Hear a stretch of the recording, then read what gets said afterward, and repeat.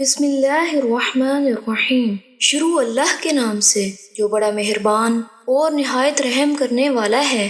السلام علیکم ورحمۃ اللہ وبرکاتہ۔ حضرت انس رضی اللہ تعالیٰ عنہ سے روایت ہے کہ رسول اللہ صلی اللہ علیہ وآلہ وسلم ایک روز باہر تشریف لائے اور ہم آپ صلی اللہ علیہ وآلہ وسلم کے ساتھ تھے۔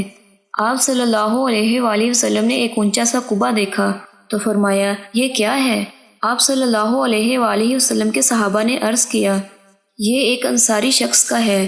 آپ صلی اللہ علیہ وآلہ وسلم خاموش ہو گئے اور اسے اپنے دل میں رکھا، حتیٰ کہ جب اس کا مالک آیا تو اس نے لوگوں کی موجودگی میں آپ صلی اللہ علیہ وآلہ وسلم کو سلام کیا، لیکن آپ نے اس سے اعراض کیا۔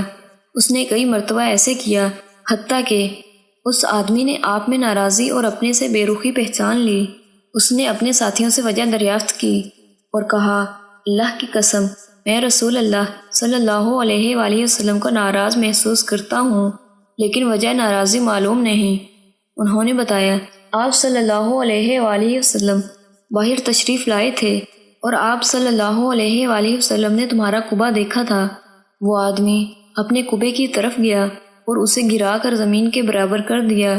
پھر ایک روز رسول اللہ صلی اللہ علیہ وآلہ وسلم باہر تشریف لائے تو آپ صلی اللہ علیہ وآلہ وسلم نے اس قبے کو نہ دیکھا تو فرمایا قبے کو کیا ہوا؟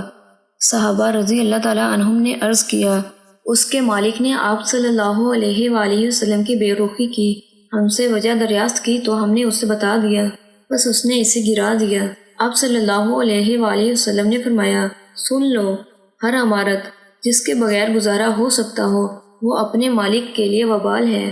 یہ مشکات شریف کی حدیث ہے جس کا حوالہ نیچے موجود ہے۔ اللہ تعالیٰ سے دعا ہے کہ اللہ تعالیٰ ہمیں نبی صلی اللہ علیہ وآلہ وسلم کی اس حدیث پر عمل کرنے کی توفیق عطا فرمائے۔